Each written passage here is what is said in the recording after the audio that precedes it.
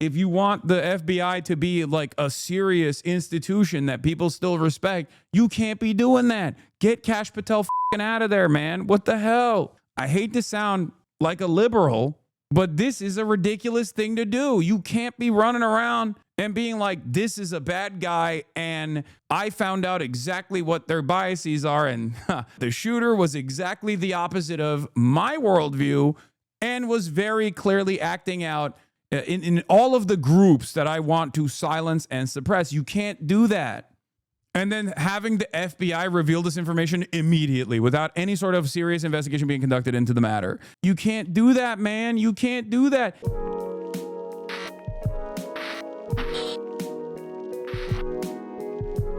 I'm saying it. So much to cover, so much going on in the world. Obviously, we got the FBI motives and FBI narratives that were undermined last night by Ken Klippenstein's fantastic reporting on the background of the shooter, the anti-ICE shooter, right? First and foremost, remember when Russia tried to stage a photo of a Ukrainian assassin's hideout, and instead of SIM cards, they posted copies of The Sims? Yeah, this is just like, this is so bad that it made the libs go, I don't really believe this. Like, it even made the libs go, seems weird, right? Like, and I don't know if it's because they're just incompetent. Like, what is this? Like, what? I don't know. It just seems so crazy. It seems like if they said ICE is not poggers, that would make more sense, dude, than anti-ICE on the bullet, you know? The backside says a leftist did this, Lamau. Wait. FBI Dallas and FBI headquarters have been working 24/7 to seize devices, exploit data, and process writings obtained on location in the subject's person residence bedroom. This FBI is committed to providing timely updates as promised. The perp downloaded a document titled Dallas County Office of Homeland Security and Emergency Management containing a list of DHS facilities. He conducted multiple searches of ballistics and the Charlie Kirk shot video between 9:23 and 9:24. Between 8:19 and 8:24, he searched apps that tracked the presence of ICE agents. One of the handwritten notes recovered read, "Hopefully this will give ICE agents real terror to think. Is there a sniper with AP rounds on that roof?" Further accumulated evidence to this point indicated high degree of pre-attack planning. The FBI will provide further updates when able. So, yeah, they're trying to tie this to like the ICE tracker apps, you know, like all of the grassroots mobilization against like ICE presence. Like they're gonna make that illegal too, I think. And I suspect they'll also simultaneously be like, yeah, not only do we have to make sure that these like grassroots ICE tracker apps are totally illegal because this person used it clearly, that all leftist organizing is illegal as well. And yeah, every neo-lib tweeter below doesn't buy it. Yeah, no, I do like that the liberals, even liberals who normally would be totally reliant on government, like official organs of the government saying anything really, have looked at this and been like, nah, this doesn't make a lot of sense. But there's obviously a little bit more information that is now readily available to us. Shouts out to Ken Leakenstein, as always, for doing fantastic reporting. He went and he got anonymously interviewed some of the friends, like the lifelong friends, really, of the shooter. And he revealed that the ways in which the FBI has concocted this like left-wing anti-fascist terrorism narrative is not great. Joseph K. Young says, ascribing motive to politically violent people is hard when they don't leave a manifesto. We should all pause and do some research and or read things like this, where someone tries to figure out the motive by actually talking to people. Exclusive, the ICE shooter's politics. Joshua John's friends speak. The deadly sniper attack on a Dallas ICE facility this morning seems straightforward, with anti-ICE engraved on the unspent shell casing recovered from the scene, per the FBI. But after interviewing several of the alleged shooter's former friends, the picture isn't so clear. Within minutes of the shooting, FBI Director Kash Patel posted on X, while the investigation is ongoing, an initial review of the evidence shows an ideological motive behind this attack. See photo below. Now, what's crazy about it is, like, I need you guys to understand something. The FBI should not be doing this for two different reasons. One, in this circumstance, the investigation is irrelevant, really, because, like, the shooter died, right? He killed himself.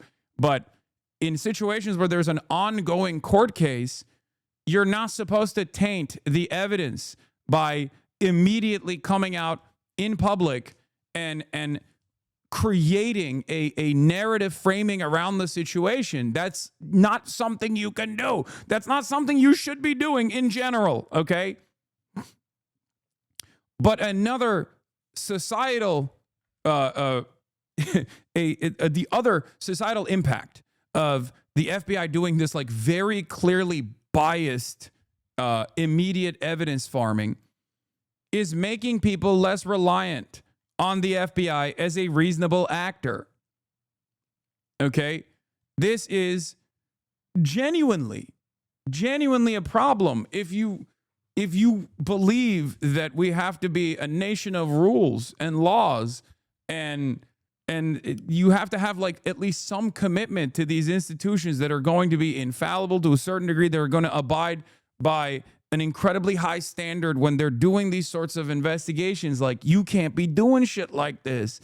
I hate to sound like a liberal, but this is a ridiculous thing to do. You can't be running around and being like, this is a bad guy, and I found out exactly what their biases are, and I'll have you know, it might come as a surprise, but the shooter was exactly the opposite of my worldview and was very clearly acting out in a way that I want to, you know, in all of the groups that I want to silence and suppress. You can't do that. You can't do that, man. You can't do that. Like, can you imagine after, like, a million different investigations that have been conducted to, like, right-wing political violence, like Joe Biden coming out and being like, guys, listen, I don't normally do this. I'm not even going to look at the manifesto. I'm just going to come out and be like, that's a right-wing guy. That's a right-wing guy. Bet you he's a Ben Shapiro fan.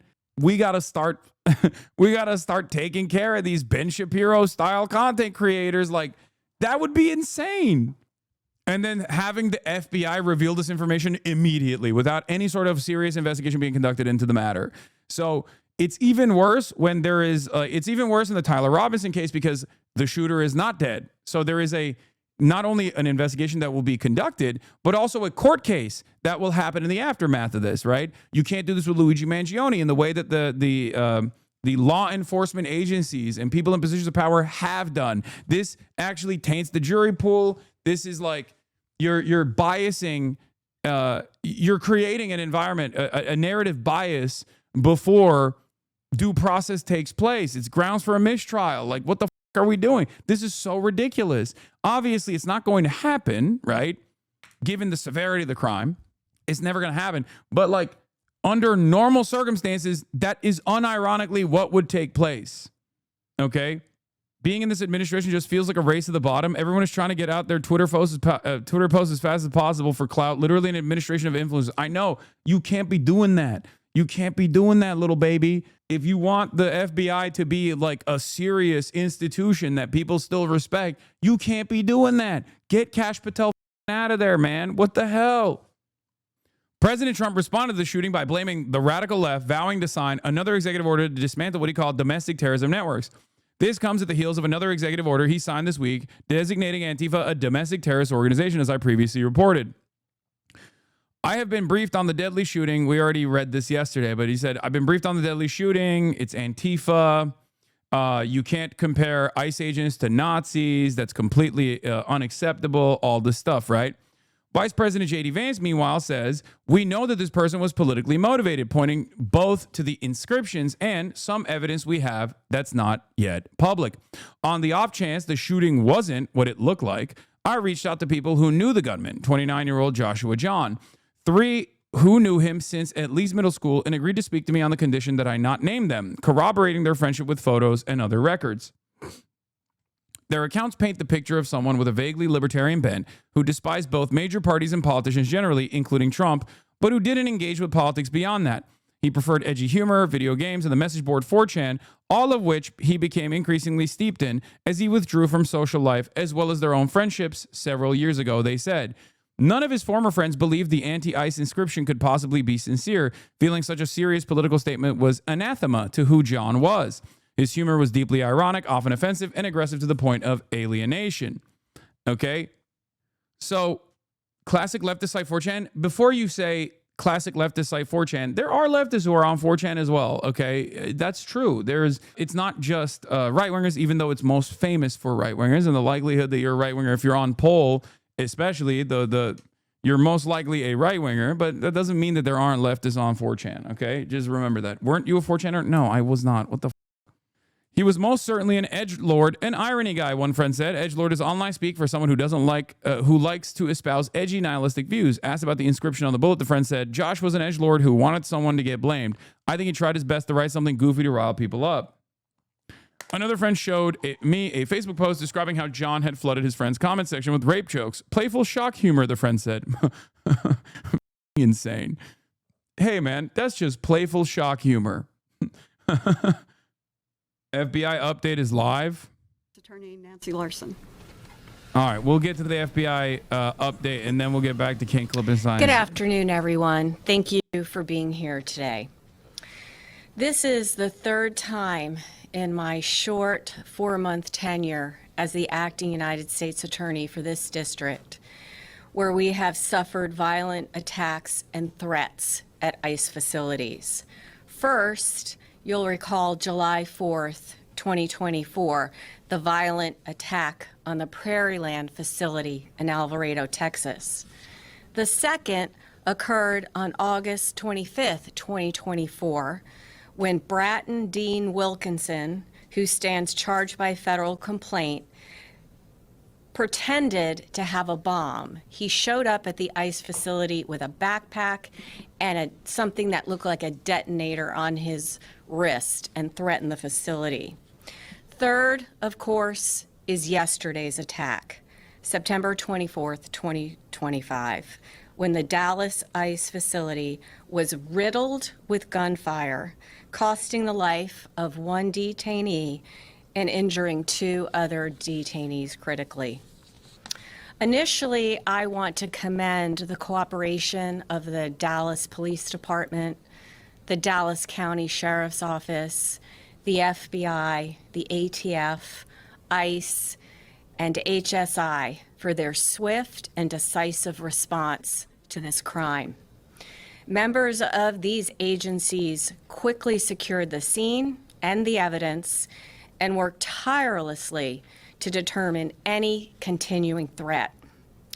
Due to their efforts, it did not take long to ascertain the identity of the shooter, who was deceased by a self-inflicted gunshot wound, and that he very likely acted alone.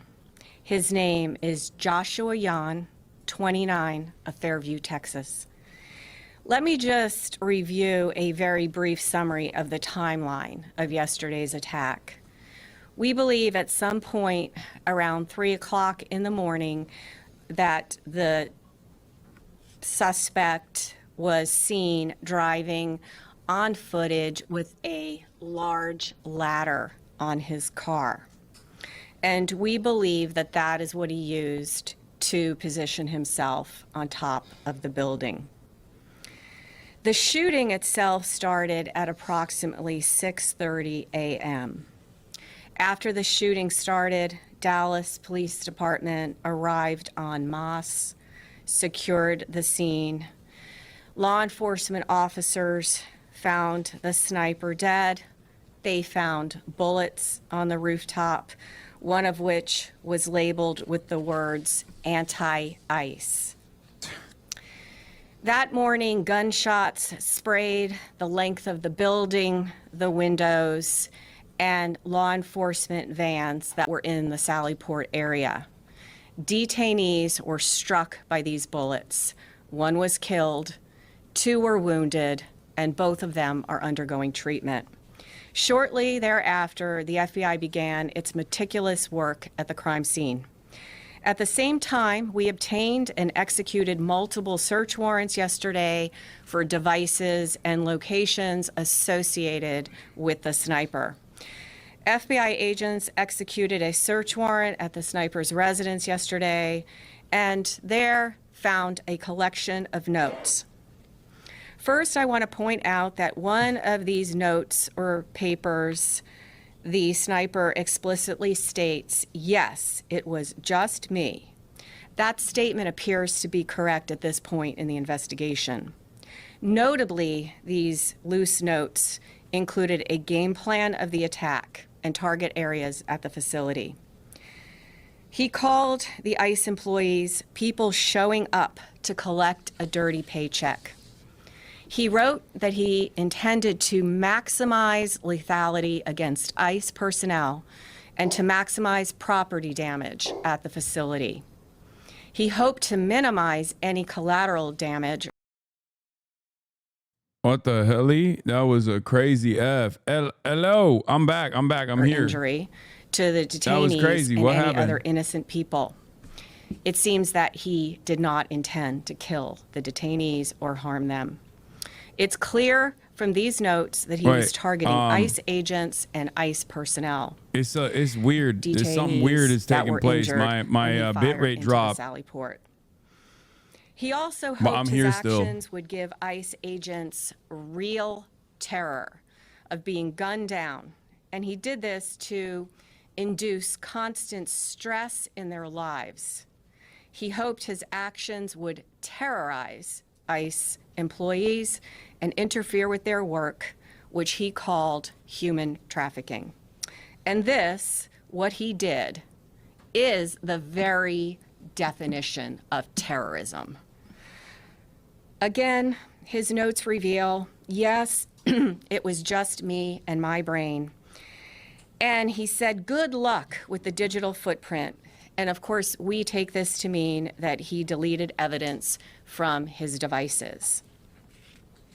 His words were definitively anti-ICE. That said, we did not find evidence of membership in any specific group or entity. Nor did he mention any specific government agency other than ICE. Among his papers, though, but that's not going to stop us from being like, this is Antifa. In which, in crude words, he expressed his hatred for the federal government. Finally, I want to address the heroism of our federal agents yesterday. While under fire, ICE agents and ATF agents who were also present in the facility's Sallyport area worked together to remove detainees from the van You're 45 and get to 50 them seconds to behind. No, safety you are. while the bullets There's no were fixing flying. the ingest now for me. These agents I'm going were direct heroic, to Twitch. clearly willing to lay down their lives to save the lives of the detainees in their custody. And that's an extremely important point to make at this point in time. I want to express my deepest appreciation for the bravery of these law enforcement officers yesterday and every single day that they go out there to keep us safe. I'll now turn it over to FBI Special Agent in charge of the Dallas field office, Damn, Joe bro. Rothrock. I mean, that's not going to stop them. That's not going to stop them from being like, this is a classic case of Antifa. Good afternoon. Terrorism. Classic First, case. I'd like to start by thanking our acting United States Attorney, Nancy Larson, and her office for their support during this investigation. My name is Joe Rothrock, and I'm the Special Agent in charge of the FBI's Dallas field office. Yesterday morning, Joshua Yan carried out a targeted, ambush-style attack on law enforcement. Today, I will provide you with some updates of what we've learned through our investigation to date, to include Jan's own words in his handwritten notes. Jan specifically intended to kill ICE agents. He fired at transport vehicles carrying ICE personnel, federal agents, and detainees.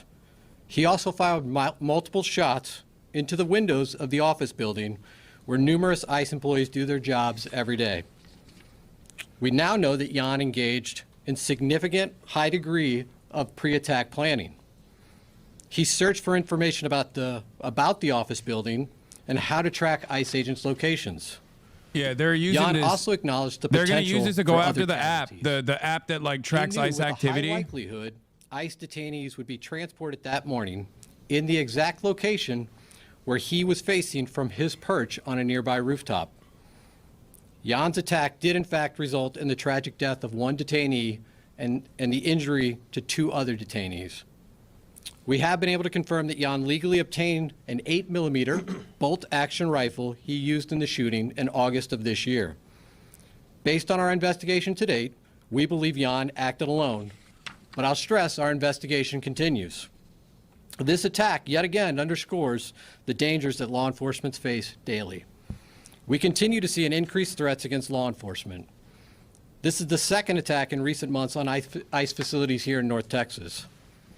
I do want to take this opportunity to thank our law enforcement partners, some of whom are here with us today.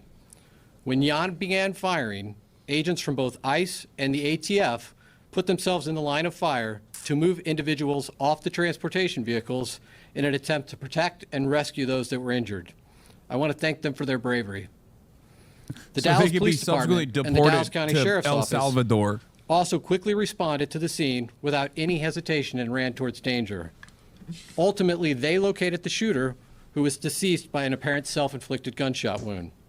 I want to thank them for their prompt response and dedication to protecting and serving their communities. I also want to thank our partners that have assisted in this investigation. The Fairview Police Department, as well as our partners in Oklahoma, to include Bryant County Sheriff's Department, Durant Police Department, and Choctaw Nation Light Horse Police, as well as our personnel from San Antonio and Oklahoma City within the FBI that assisted. The FBI has dedicated its entire breadth of resources to ensure this investigation is completed thoroughly. The FBI stands with our law enforcement partners, and today we express that the attacks against law enforcement officers will not be tolerated. While we believe Jan acted alone, we are still asking that anyone with information about Jan or his activities report that to the FBI at 1-800-CALL-FBI or at www.fbi.gov/Dallas ERO shooting. And with that, I will turn it over to Director Charles. Good afternoon. My name is Marcos Charles. I am the ICE Executive Associate Director for Enforcement and Removal Operations. The attack on ICE's Dallas field office yesterday was tragic.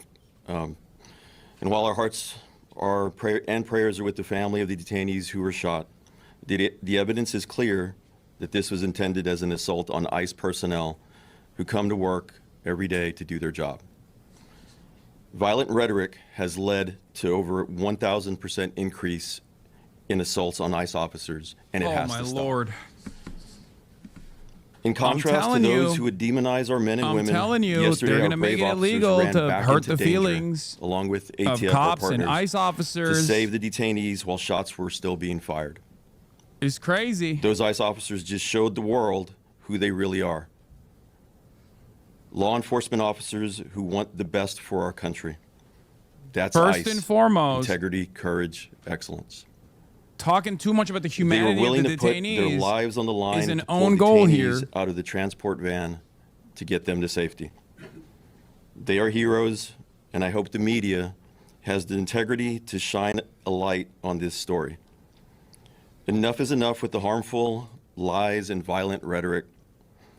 It has to stop.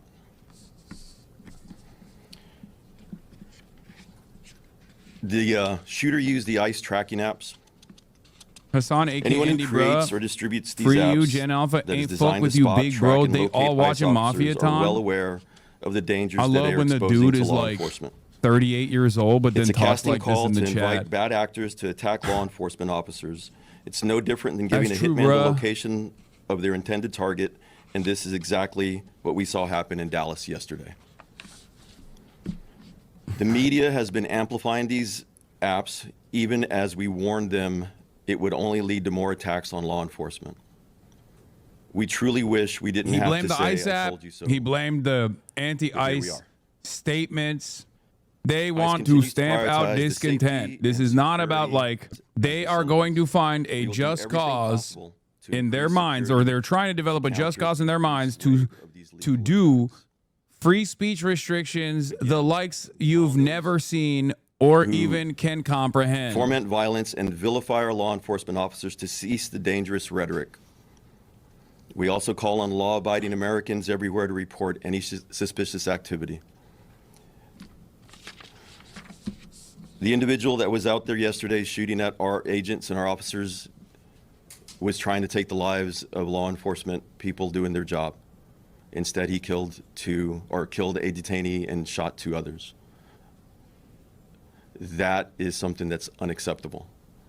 The rhetoric that's out there on social media, the rhetoric that is being said by some community leaders in other states needs to stop.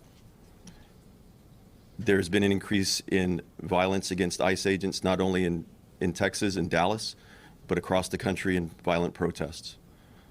Again, I ask everybody, just stop. Thank you. So we're going to open it up to questions now. So if you have a question, we'll direct it to the appropriate person. You're first up. Sean Murphy with the Associated Press. Can you tell an estimate of how many shots were fired and how he was able to get those off so quickly with the bolt action rifle? Yeah, so how I'll answer that at this point, again, I'll just remind you, this is an ongoing investigation. The ICE facility, the ICE office, really, it is a business office. This is where business is done on a daily basis by our partners at ICE. That is still an active crime scene. We still have personnel out there. As I mentioned earlier in my remarks, we brought in resources from San Antonio, Oklahoma City, obviously our own FBI resources here in Dallas, as well as folks from our lab, because we are going to do a thorough and exhaustive investigation and make sure that we have a full accounting of all the evidence that's at that scene. Again, those efforts are ongoing at this time. I'm going to go here real quick. Thank you. Can you talk to us more about the detainees in the van? Were they transported to Alvarado, Texas, and what happened to them? You're referring to the detainees that were not injured? Correct. Yeah. And if you could give us an update on the ones that are injured, identities, nationalities. So I won't be providing any updates at this time on the identities of the detainees that were injured. ICE has a process from notifications to consulate and to next of kin. That process is ongoing, and so we'll defer to our ICE counterparts at some point to determine when it's the right time to release that information. The other detainees remain safe. They are victims as well of this violent crime, and they are people that we are actively interviewing as part of our investigation. Right here to the front. Matt Kyle, Dallas Morning News. Ms. Larson had referenced anti-government, anti-federal government statements that Mr. Yan had made. Is there any more information y'all can release about what exactly was in those writings? The clearest motivation for this attack are his own words. In his handwritten notes, he says... Bro, I'm sorry. There's something so stupid about being like, they're using the ICE app to target ICE agents, and then the dude that shot detainees shot them outside of an ICE facility. Do you think he needed the ICE app to know where the ICE agents were? He was sniping at a ICE detention facility. What are we talking about, man? We know that he obtained the firearm in August. We also know that he was looking at a number of DHS facilities, and he it's had like downloaded demanding that we ban information. Google He was Maps looking at because the apps, Google as well as my Maps counterpart shows ICE where the facility ICE detention agencies. So facility is.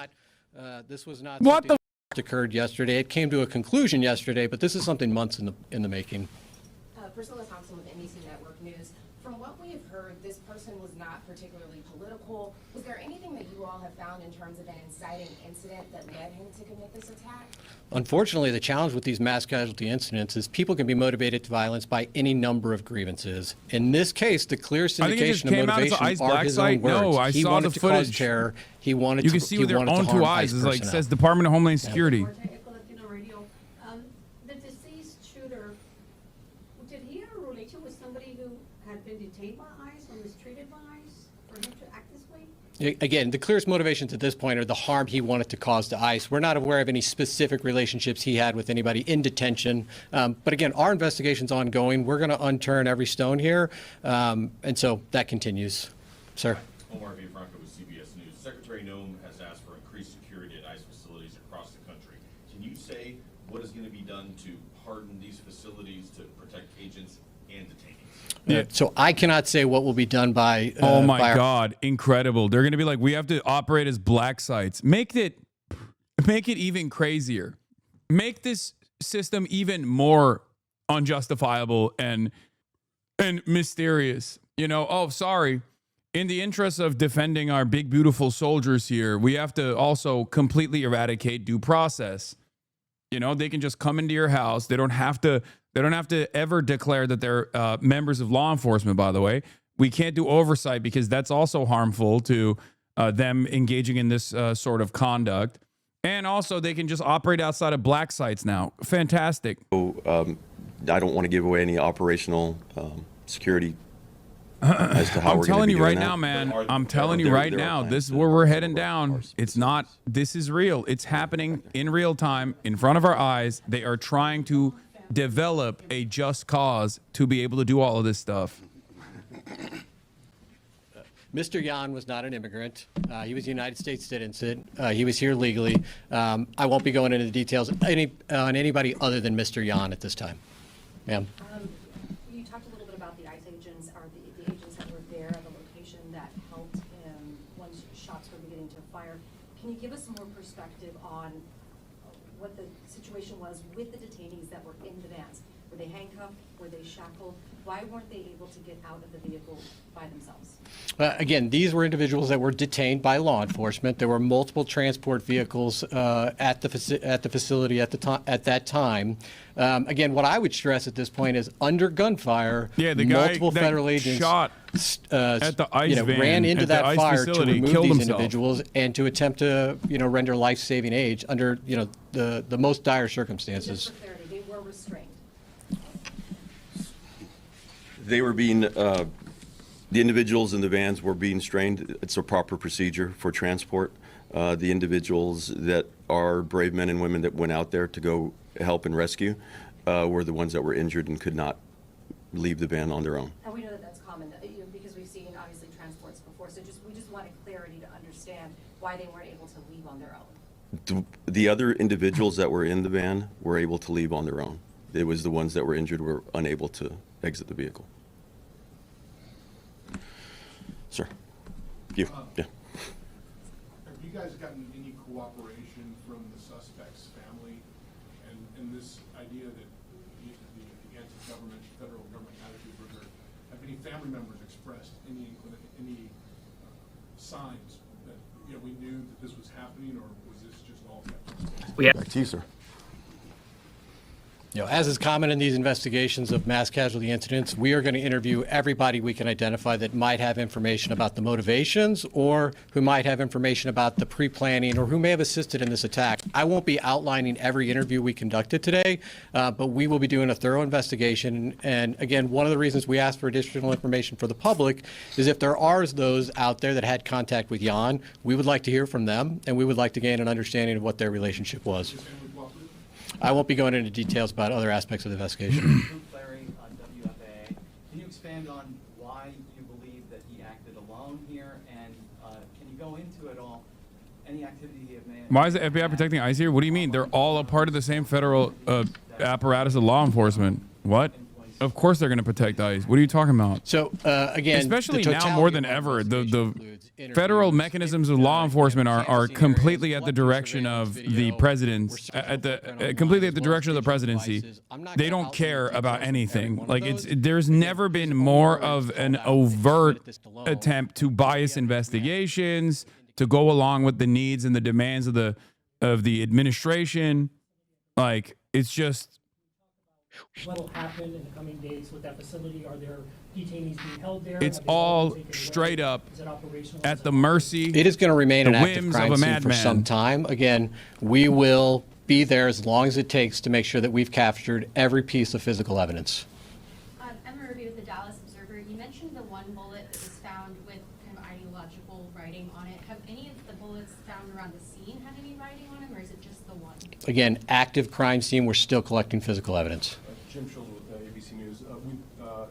Around the crime scene, when this car was actually being towed, there was some writings on that vehicle. Can you give us a sense about what those were and how they play into your investigation? So the vehicle was searched as part of our investigation. I don't have additional details to share with you now about any writings, but certainly if we have updates, we'll provide those in the future.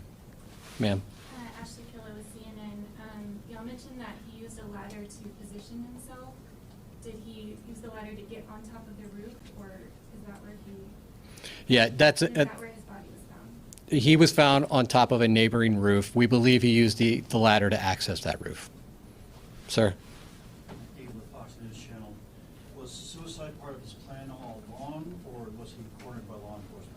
His handwritten notes indicate that he did not expect to survive this event. Sir? Kevin Reese, WFAA. A personal question, if you would dare. Can you explain to people in this climate what it's like to be an ICE agent right now? As I had said, the ICE officers that are out there right now, you've seen them in multiple times on the news. They're out there doing their job with courage and honor. Yes, there is a heightened sense. Again, we will never talk about what their job entails. Their job is to literally go out in the streets, wear masks, and violently apprehend and kidnap random Americans or people working on U.S. soil, okay? Many of which they apprehend at the point of their court appointment. Like, these are people who are playing the legal game that has been designed to fuck them over. They're going to their job sites and they are apprehending them. They have guns, they have masks on, they come out of unmarked vehicles. It is totally ridiculous that these guys will just be like, oh, they're just doing their jobs. They're just doing their jobs. Yeah, a slave catcher was doing his job, you know? The Gestapo was doing their job. Some jobs are unjustifiable. I'm not even in the business of saying that there is no reason for federal law enforcement to exist. Obviously, I'm not, I understand the necessity for an organized unit that is supposed to abide by certain principles. Okay, I get it.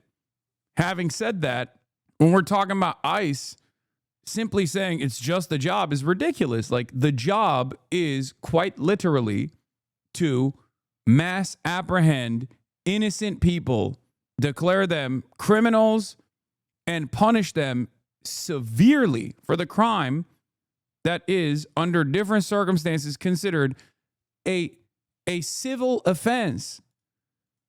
Like a moving violation. You know what I mean? Like, imagine we're doing this for jaywalkers. There's a real issue with jaywalkers in this country. We got to apprehend them. We got to apprehend the jaywalkers. You have been found jaywalking. It's crazy. Yeah, it's a job just like being an IDF soldier is just a job, right? Not all jobs are created equal, I think. Anyway, getting back to Ken Klippenstein, who is profiling the shooter to try to arrive at like some kind of motive. His friends say he was most certainly, this is Jonathan Yans. His friends that have known him since middle school say he was most certainly an edgelord, an irony guy, one friend said. Edgelord is online speak for someone who likes to espouse edgy, nihilistic views. Asked about the inscription on the bullet, the friend said, Josh was an edgelord who wanted someone to get blamed. I think he tried his best to write something goofy to rile people up. Another friend showed me a Facebook post describing how John had flooded his friend's comment section with rape jokes. Playful shock humor, the friend said. John's profile on the gaming platform Steam showed the vast amounts of time he spent playing video games, particularly shooters, more than 6,000 hours on Rust, which, oof, red flag. Okay. That's, no disrespect to Rust, but bit of a red flag there, 3,000 on Team Fortress 2, 1,000 on Left 4 Dead 2. He even found time to play 3.5 hours in the past 2 weeks, the account shows. Among the dozen or so usernames he used, one was reading #impeachment. When I asked if this wasn't a clear reference to anti-Trump politics, his friends recoiled at the idea that he would express opposition to Trump so sincerely and straightforwardly. Instead, they saw it as a part of his broader ironic persona, poking fun at the anti-Trump resistance types. Hanky Bob, clan tag. Users also played as Sam I Am.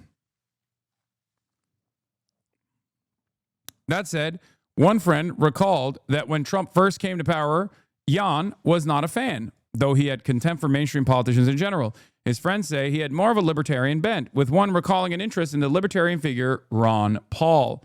You know what's really funny about the ideological motives that people try to ascribe to, instances of political violence, like people who have engaged in acts of political violence, is that we have such a silly view of the average American, which I always point to when talking about the median voter.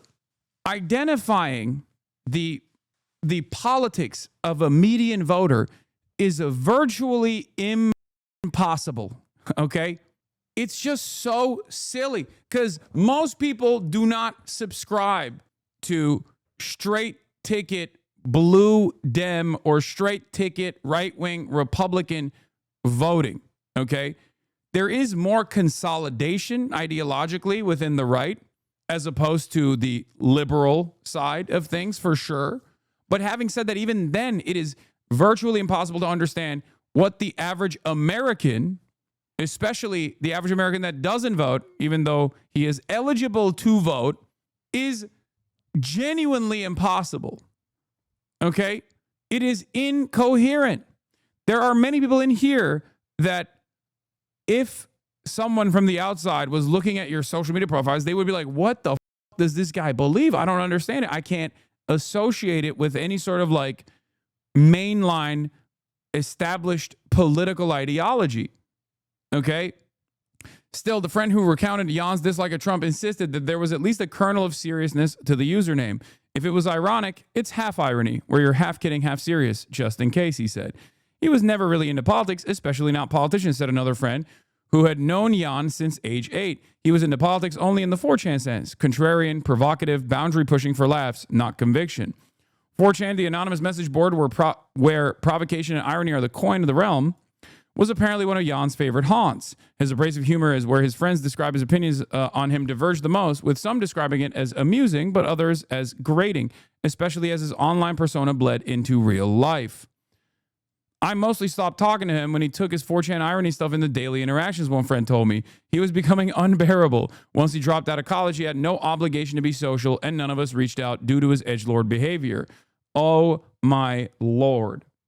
This is, you know what's really funny?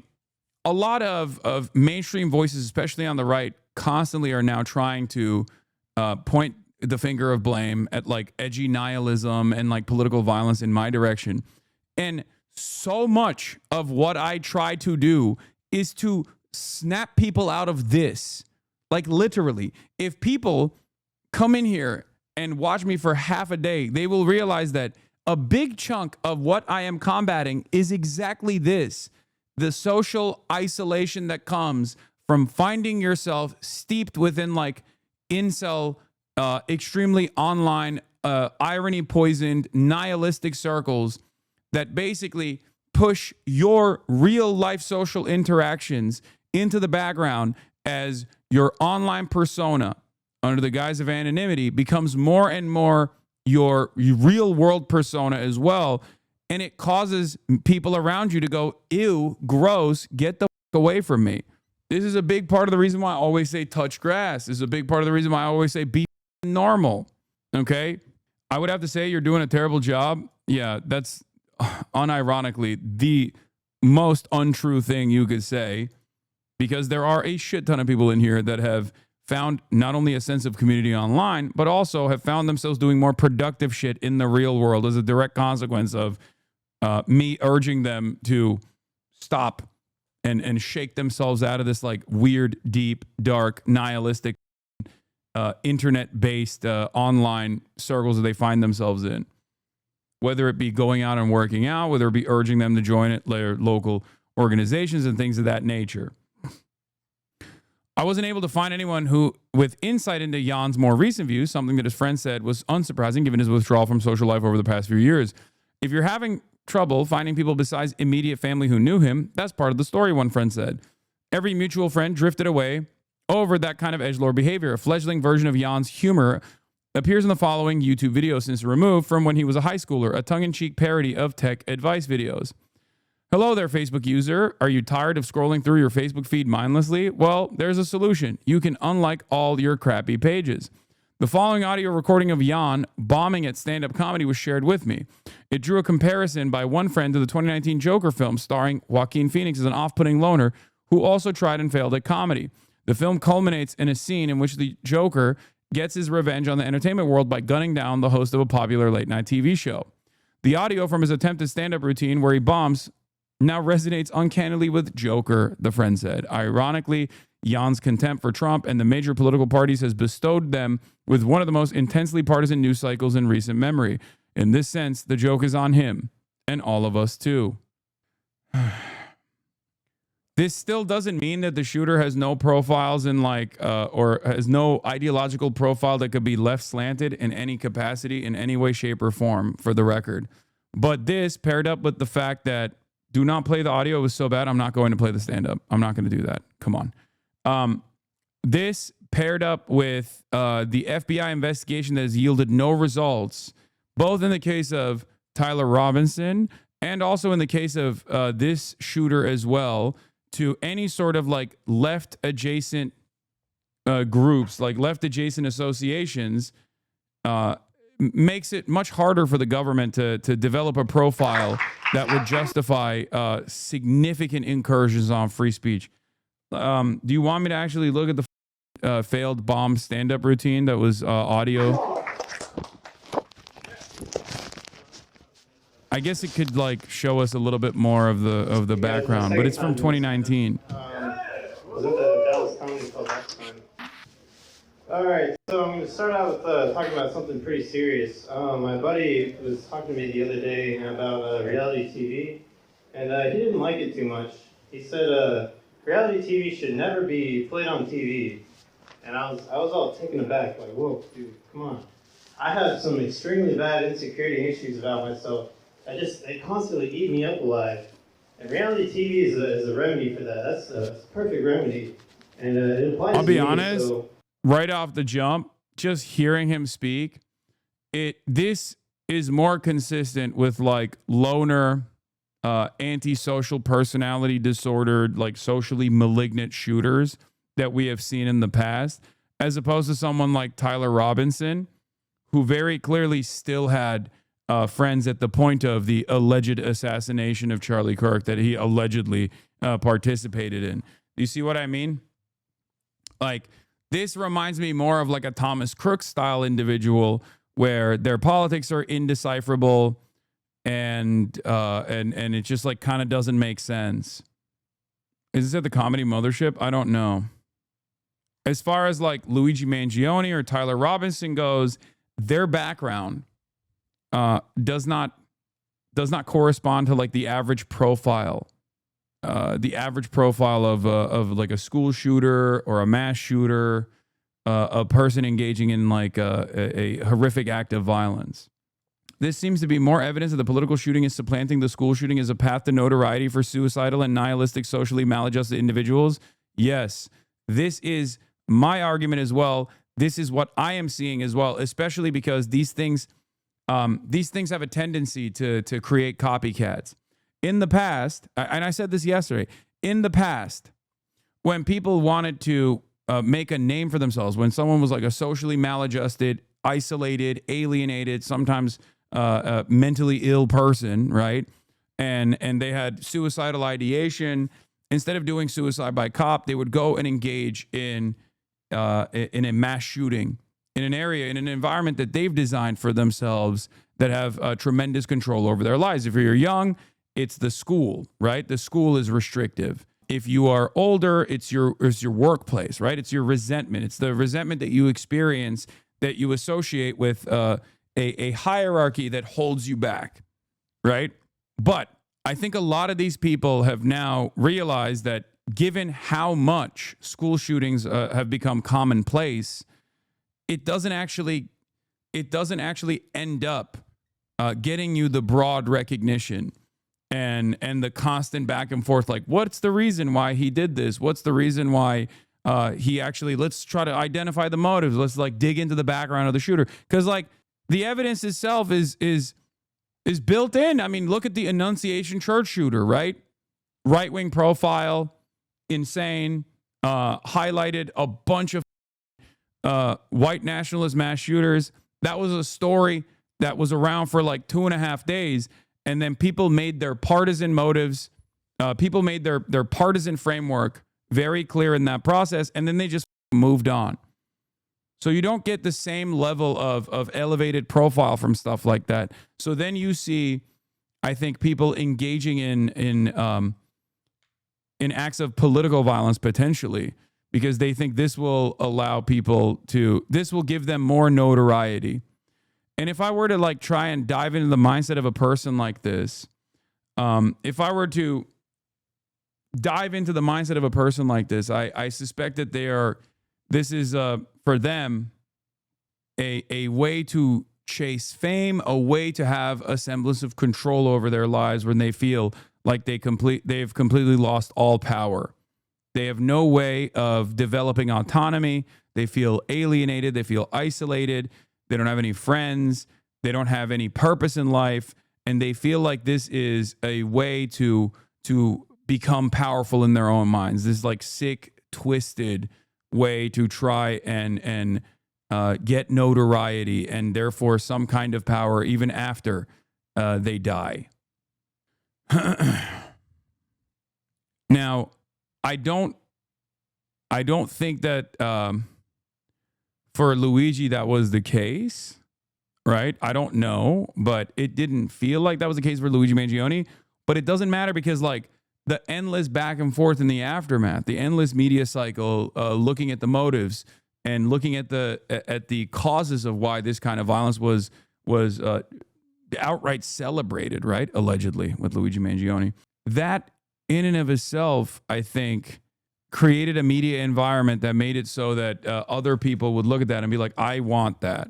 Like, I want that for myself. I want this kind of fanfare, or I want this kind of endlessly diving into the background of someone like me, little old me, becoming high profile, which of course is genuinely worrisome for two different reasons. One, because it's just yet another, like, the more high profile shootings take place and the more this kind of violence we are desensitized to, the more people will try to increase the intensity in the aftermath of that, especially if people in positions of power feel fearful. They will greatly clamp on those who they believe are responsible for this kind of radicalization.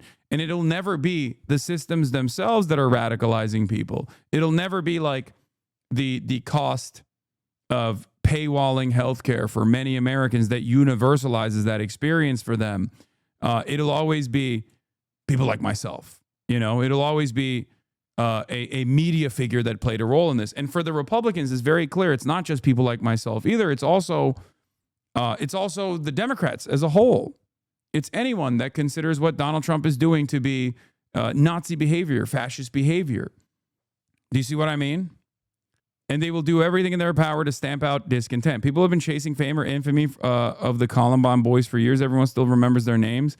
People won't remember Solomon Henderson in 20 years.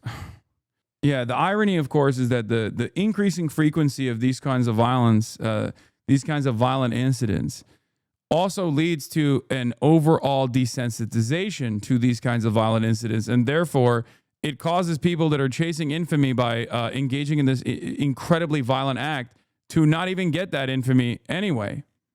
So, as one note, we already watched this. Here's what the Fox News narrative was earlier today, though, even before the new FBI press conference that we watched. Standing by. First, let's go to Brooke Taylor reporting from Dallas. Brooke. Hi, Harris. Well, first, we have new information right now coming in from the FBI Director Kash Patel, who says that officials have been working around the clock 24/7 to go through this shooter's phone and find a possible motive. And what they found is pretty shocking. We want to pull up this post on X. This was posted again by FBI Director Kash Patel just in the last hour. He says the perp downloaded a document with a list of DHS facilities. He conducted multiple searches of ballistics and looked up the Charlie Kirk shot video in the last 2 days leading up to the shooting. According to the FBI director here, the shooter also searched apps that track the presence of ICE agents. And listen to this. Yeah, by the way, who in the United States of America didn't look up the Charlie Kirk shooting? Like, that in and of itself That in of itself is the dumbest part of this story, where they're trying to tie this back. It's like saying, wow, a shooting took place on, I don't know, 9/20/2001, and the shooter actually had looked up 9/11. Yeah, no shit, they looked it up. It was the major news. It was the most consequential news story for the week. It still is. Yeah, I can't believe he looked up the Charlie Kirk shooting. What a strange thing. It's probably the most normal thing that the shooter did that week. He says that there was a handwritten note that was recovered that said, quote, hopefully this will give ICE agents real terror to think, is there a sniper with AP rounds on the roof? The FBI also released a picture. Yeah. Micah Irvin says, breaking, FBI Director Kash Patel has released the private messages of the Dallas immigrant shooter. Close friend, hey, Chuck Schumer and Hakeem Jeffries have radicalized me to do violence against ICE. I remember you mentioning this at our last Antifa meeting. Will you be committing the act in solidarity with the Democrat Party? I'll be aiming at ICE officers, but I'm cross-eyed, so wish me luck. Sounds good. Also, I'm trans, as you know. Like, that's what it feels like. That's what it feels like. That's what it feels like. The way that the FBI is like, wow, we have found some serious stuff here, guys. It seems that the shooter was a straight ticket Democrat, okay? And also loved the communism that Nancy Pelosi was advancing in America. It seems to me like this narrative might come across as very convenient for all of you, but I guess we have no more questions. There it is. The communist Hakeem Jeffries. This is satire, right? Yes, this is a joke. This person is making a joke about the silliness that the FBI is presenting in terms of like ascribing a motive to the suspect who killed himself. Of anti-ICE messages written on rounds that were found next to that shooter. Officials say this attack was a result of dangerous anti-ICE rhetoric. Officials say the gunman was firing at that ICE facility from the rooftop of a nearby building. He fired indiscriminately with bullets flying all around inside and outside that building. He also hit a van in the Sally Port that was carrying 3 illegal migrants. Officials say one of them died and the other was taken to the hospital. Sources close to this investigation shared this picture of the shooter's driver's license with me. He is identified as 29-year-old Joshua John. Officials say he shot and killed himself when officers cornered him. The New York Post reports that his mother posted a series of anti-gun rants on Facebook. By the way, I'm sorry. Now the parents' politics matter? Oh, really? Oh, really? Quite interesting. The parents' politics didn't matter with Tyler Robinson, but now the parents' politics is the most important part. Let me tell you, okay, we really got to figure out what the parents believe. Do not ask me what Tyler Robinson's parents believe. Do not. That is irrelevant. That is irrelevant. And by the way, the parents were mad at the politicians. The mother was mad at the politicians after Uvalde, which was a universal experience for all Texans. That's what the they're talking about here, okay? They're like, wow, the parents experienced discontent towards their Republican administration. After what incident, you might be asking yourself, if you're at least like a little bit skeptical of the narrative that they're designing here on Fox News and on New York Post. Oh, that's right. After Uvalde, which was, again, not an uncommon moment of anger towards all of the politicians that many Texan parents felt were responsible. Just a few years ago, those rants were aimed at Republican lawmakers, including Senator Ted Cruz, who spoke here at this press conference yesterday. Politically motivated violence is wrong. It was 2 weeks ago today that we saw a political assassination in Utah that tore the heart out of much of this country. Is saying all Texans not a bit of a broad stroke? Do you not remember the aftermath of Uvalde? Do you think that Republican Texans in the aftermath of Uvalde weren't mad at the cops and also the administration as well? It was a spectacular failure of epic magnitude. from all parts of the government, from the inability of the cops to do anything about it, all the way to the way that the politicians in Texas, like the local politicians in Texas, messaged around the issue. It was universal. It was universally felt, the anger and resentment, for different reasons, but there was definitely a lot of frustration. Yeah, 377 cops sat outside the school for 77 minutes, man. What are you talking about? You think Texan parents weren't mad? There were literally parents of Uvalde kids that basically infiltrated the school themselves, took matters in their own hands because they saw that cops weren't doing shit. Are you kidding me? Yeah, that's the one where cops just sat outside playing Candy Crush and shit. And then the politicians try to be like, the door control. We need door control. Yeah, they were arresting parents that wanted to get their kids and stuff. Like, it was crazy. It was one of the most insane stories of coming out of Texas. They prosecuted families that were critical of the cops after the incident. Every part of that was a perfect demonstration of how Republican governance works. And it created a lot of anger amongst both the liberals in Texas, but certainly the Republicans and the apoliticals of Texas as well. The third shooting in Texas directed at ICE or CBP. This must stop. And at the same facility, there was a bomb threat in August. And then in July, a police officer was shot in the neck in an ambush-style attack outside of an ICE detention facility here in Alvarado, Texas. But Harris, there has been a lot of questions about what the motive is. And I think weren't those dudes vets too? The ones that did that? That didn't get a lot of coverage in the media because I think that they were fearful that would invite copycats too. But I'm pretty sure it was a bunch of Marines that did that.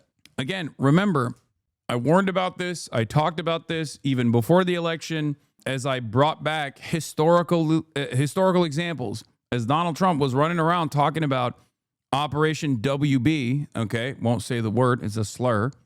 I talked about how these kinds of mass deportation initiatives invite a lot of resentment from the local population where you do it.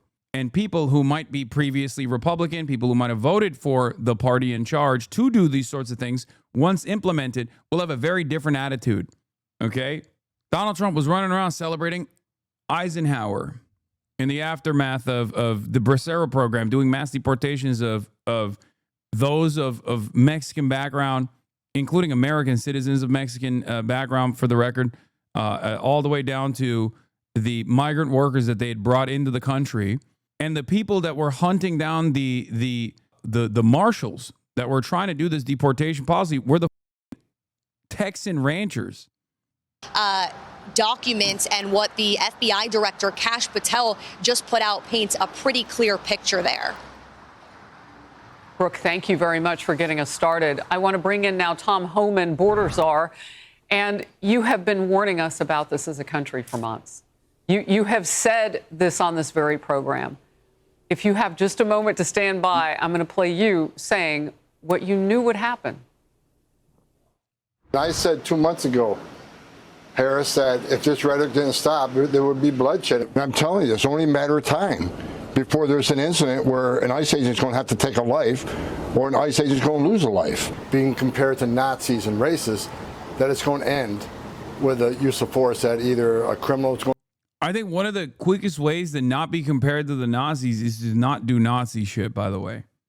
Like conscientious objectors, demands from within to say like, hey, what we're doing is actually unconscionable and wrong, because it is, right?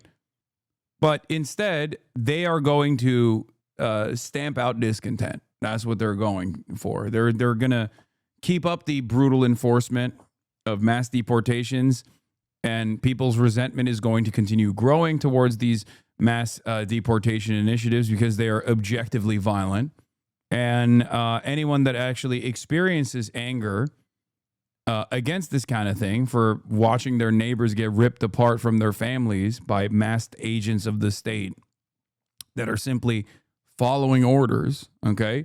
They're going to be like, that's some Nazi shit. What the fuck are you doing? And then they're going to come and arrest you too for saying that's Nazi shit. going to die or an officer's going Yeah, to by the way, he says, oh, this is only going to lead to ICE officers like murdering someone. It already has, for the record. It has. die. It's going to end up with a loss of life, and it's not over. I mean, Says you law, it's very rare to see people call you Nazi, but anybody, including especially the most insane people ever, can go online and call you a Nazi. Says Marxist love. What do you mean? I don't think you are around. I don't think you're around normies at all. Normies don't like this shit, dude. It's very obvious. Also, calling your political opponent a fascist or a Nazi, especially post World War II, is quite literally one of the most common things that people do. I would go so far as to say that normies experience this kind of discontent towards the administration and are more willing to say this is fascist, this is unacceptable, than people calling me a terrorist in the real world as opposed to online.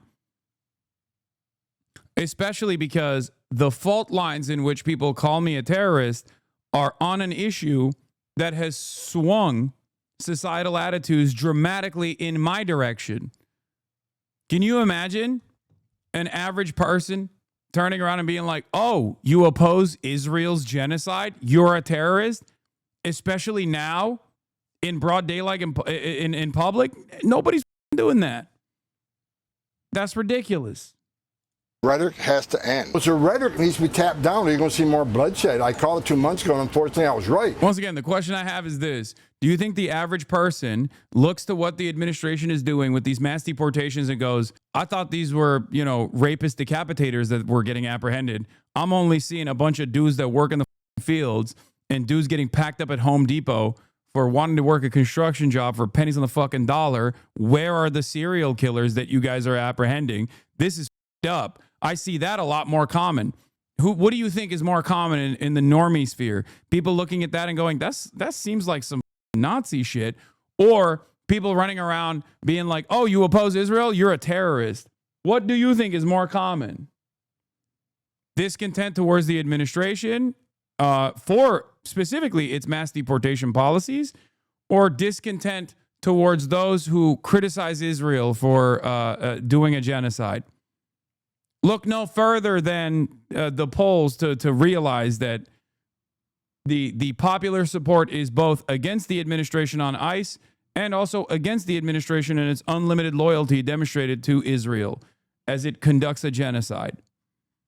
And then now the new chapter of a detainee being the person who was killed and another detainee, a couple of them wounded in all of this. Your first reaction? I wish I was wrong, but I've seen this movie before. I've been doing this, Harris, since 1984. I got over 4 decades doing this job, and I've seen this movie before. I've never seen it this bad, but the rhetoric is what's causing all this hate, and it convinces that small percentage on the left that hate ICE to take action. When they have a congressman or someone that ran for vice president of the United States comparing ICE to Nazis, that gives some of these nuts and emboldens them to take action. And there's been 3 shootings in Texas alone. There was a gunman that showed up at a Border Patrol facility and started shooting at them. He picked the wrong facility. He picked a SWAT facility, and those officers end up taking his life. Then there's a shooting just south of Dallas where they attacked an ICE facility and 1 officer was shot in the neck. Then this latest incident. This is based on hate. Hate that's being fueled by the media and members of Congress and governors and mayors. You played it on your show. We got to stop. ICE agents are enforcing the law Congress enacted. If you don't like what ICE is doing, then go tell Congress, because they wrote the laws that ICE is obligated and took an oath to enforce. They're making this country safe again. Every day they take a public safety threat or a national security threat off the street, it makes that community safer. All these politicians and mayors and governors should be calling President Trump and thanking them for making their community safe again. You know, the president has been talking about the high numbers of people that you all are looking at, and this was a processing center, or is, in Dallas, and that's kind of the last step before many of them will be kicked out of the country because they came here illegally. Again, they can't even speak to the humanity of those who were shot and are critically injured or killed. Because if they do, then all of a sudden it's like, well, you were chaining them. You know what I mean? It's so crazy. It's such a strange environment that we're in where like this dude ended up shooting and killing a detained migrant. This dude ended up shooting and killing a detained migrant that was like kidnapped by ICE. And because on the one hand, the higher priority here is to justify that mass apprehension, mass detention, mass kidnapping initiative, you can't recognize the humanity of those who were slain. But also on the other hand, you want to really hype up this incident of political violence. And a part of that requires you to talk about the humanity of those who were slain. There's two different priorities here. On the one hand, they want to stamp out any sort of political dissent. And therefore, they want to make this like a broad leftist initiative. But on the other hand, because the people that this dude shot and killed were detained people who deserve the violence in the eyes of the administration, right? Maybe not that degree of violence, but even if that degree of violence does take place inevitably when they're in like an El Salvador detention facility or whatnot, it's still justifiable in their eyes because like they came here illegally. What are you talking about? They're clearly obsessed someone was killed. Really? When someone is killed, you turn around and go, they're an illegal alien. We are so sad that this illegal alien that we detained and basically put in chains was murdered. It feels like that's a bit of a conflict there, no? Those numbers, are they higher than what we thought? Like, where are we in the numbers of people that you are looking for right now? Well, look, last time I looked, we're at about 600. I agree with the czar. This won't end well at all. Once the left gains power, the right will be the one shooting for not agreeing with the way since things are handled. Not good for anyone, to be honest. I like that we are just avoiding talking about the current existing system of violence that's taking place. We're fantasizing about hypothetical violence that might come in the aftermath of like left seizing power somehow and then dramatically restructuring American society in this left vision. And then there will be right-wing violence that takes place. The mind of a centrist is incredible to me, okay? Dog, the majority of times it's still the right, whether they're in power or out of power, whether the victim is a right-wing figure or not, the majority of times it's still the right doing the violence. Not that it matters ultimately. I think like this kind of back and forth on like where this political violence is coming from, I find to be a silly, foolhardy endeavor because violence is a constant in American politics, both at the systemic level, but also certainly decentralized acts of violence as well. But, you know, even if you were to look at it from the point of ideology, like who is doing the violence, who's doing political acts of violence, who's responsible for a large share of domestic terror, for example, it's overwhelmingly far-right anti-government extremists. 100,000 illegal aliens with a criminal history walking the streets of this nation, mostly because of sanctuary cities. So they are the priority, right? Mm-hmm. So we're looking for them first. Worse is always first, but in sanctuary cities, if they're going to force us in the community to find a bad guy, and we find them with others, they're coming too. So sanctuary cities are... It turns out in the absence of like a unified left opposition that is like very well organized and engaging in acts of like labor militancy, for example, or even engaging in acts of violence as like the KPD did during the Nazis' rise to power, it turns out that the right-wing administration in the United States of America will just invent one. They'll invent like a left boogeyman that they must stamp out. And in the absence of any sort of counter message from the left flank party, okay, the liberals, the Democrats, they can just get away with lying. They can get away with building a villainous force, even when all evidence presents the exact opposite reality. But remember, this is, I always repeat this, and it's really important. It's actually a big part of what I talk to the New York Times about is that right-wingers can get away with violent political rhetoric by simply pointing to the pre-existing systematic forms of discrimination that have been normalized. That's why they don't have to be like, you got to take matters into your own hands and start fighting back or anything like that. No one has to ever say that. Ben Shapiro can run around and simply present the existing form of violence, like whether it be ICE deportations or whether it be police brutality that disproportionately targets black and brown communities and underserved neighborhoods, poor communities, and say, we want more of that. And broader societal attitudes do not automatically read that as someone demanding more violence. During the Jim Crow era, for example, you could look at the unjustifiable practice of segregation, an inherently violent practice that had inherently violent outcomes. And as long as you were not demanding lynchings, or even in some instances, you could demand retribution of the sort, it was not seen by broader society as someone demanding more violence. It was seen as someone that was demanding the systems to exist in the exact same way. But if you said, we have to fight back against this, then you could be presented as someone who is actually violent. You're going against the existing law. Why wouldn't you want separate but equal? I mean, equality, it's right there in the name. It's separate but equal, right? Saying, well, they're arresting non-criminals because you forced us into the neighborhood to find that guy.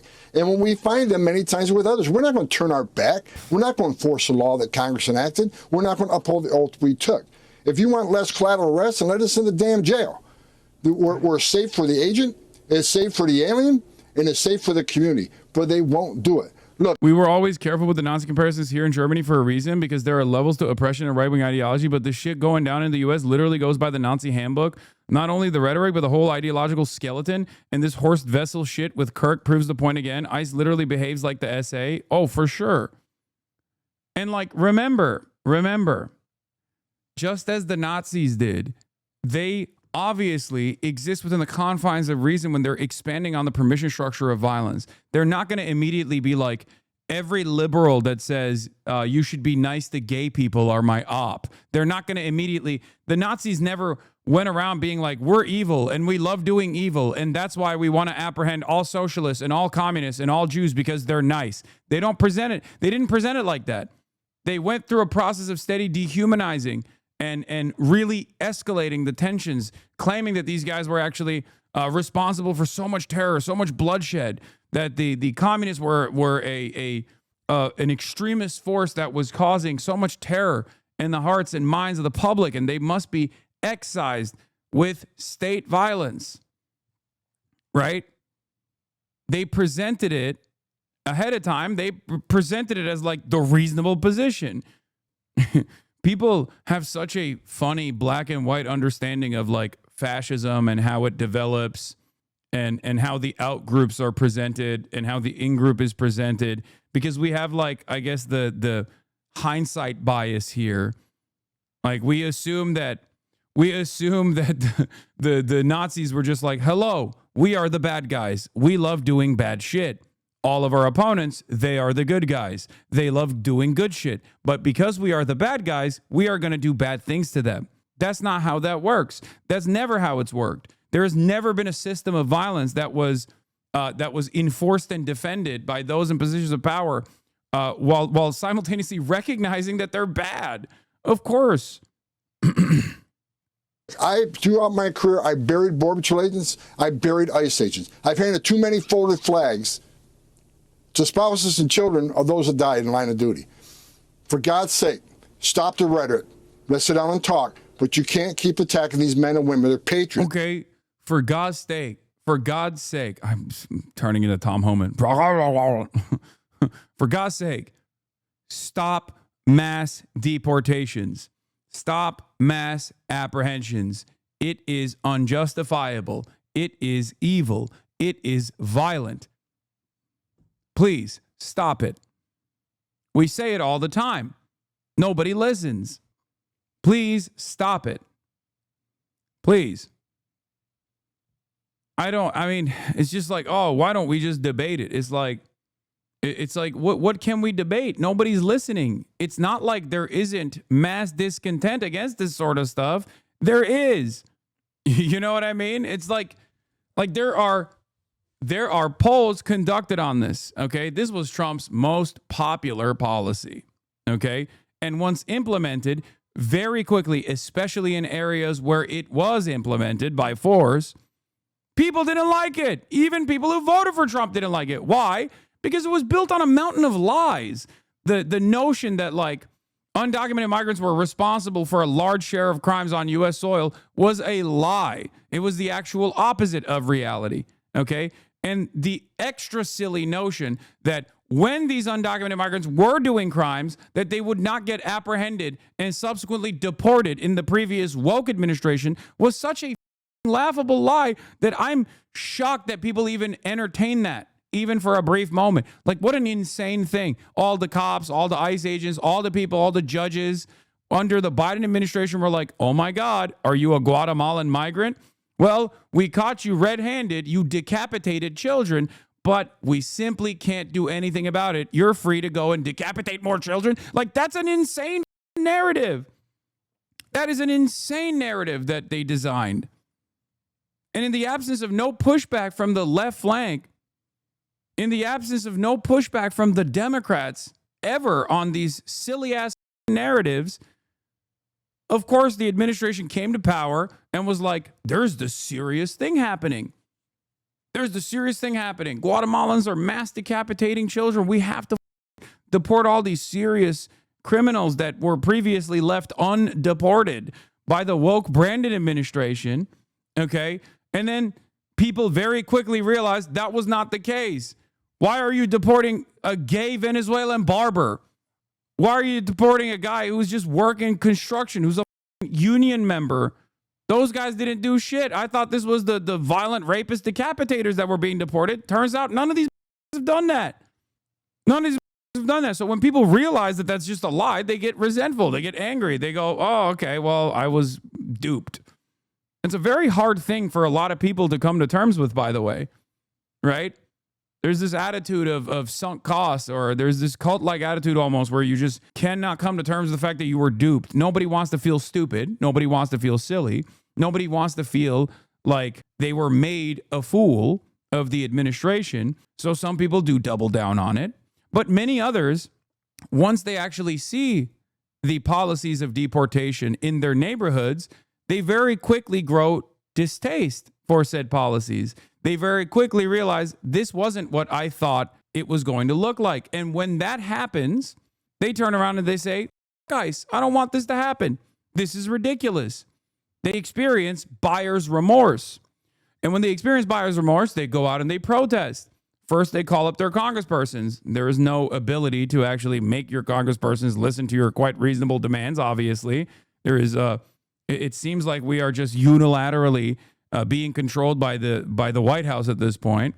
So much for the separation of powers. It doesn't really exist anymore. Trump can do whatever the he wants, and people just kind of go along with it, right? So then that discontent grows. That anger grows. That resentment grows. And then the protests grow. And then people say, ICE. More and more people start saying, ICE, the administration, Trump, you're behaving like a Nazi. And in that process, under a normal theoretical democratic governance, right, the people in power are supposed to look at that discontent and go, oh shit, we're losing the broad popular mandate that we won, okay? Even though they didn't really win broad popular mandate, obviously. But we're losing even our own fans here. We got to do something about it. We got to change our attitude. But as long as they don't do that, and they just keep focusing on those who are saying, guys, or those who are saying, this administration, this is not democracy, as long as they try to silence those people, the discontent will only continue to grow. Their moms and dads too. And I want to see every one of them go home to their families every night. And I pray for. It doesn't help that people come into terms with being wrong when liberals go around and scold them and say, see, I was right, stupid, and you deserve what you voted for. That's why I don't do that. That's why I don't do that. I never do that. I don't do that about Israel. I don't do that about anything, because that's not productive. Okay? That's not a productive way to approach this situation. We need the numbers. You shit on everyone. What do you mean? No. When have I ever shat on someone who has experienced a change of heart? As a matter of fact, I even yelled at liberals in the immediate aftermath of the election that turned around and said, oh, now I'm calling ICE on my neighbors that voted for Trump that have undocumented relatives. I said that was ridiculous. I said that they were playing the role of little fascists. I talked about the hypocrisy. I talked about the violence that they take on and how little they clearly gave a shit about this kind of violence taking place. I know people were being passionate, tensions were high and whatnot, but I've told you over and over again, having a principled stance on these issues and wanting to make change in a society that refuses to change, in systems that refuse to actually to change in the positive direction, you need all the numbers. You need all the numbers you can get. That's why I always try to preach to this audience to be more tolerant of those who in the past have exhibited intolerance, right? It's a big part of my argument. It's a big part of my advocacy. You can be a little bit critical of people's intentions as, attitude shift, especially those with a lot of influence, right? Having said that, however, it's still important, especially when you're talking to regular people in the real world, it's still important to be as accepting of those who have actually changed their minds on these sorts of things, no matter how vicious they might have come across initially, because we need them. We need them. We need everyone. Hasan Reaction is one of the best ones in the React channel.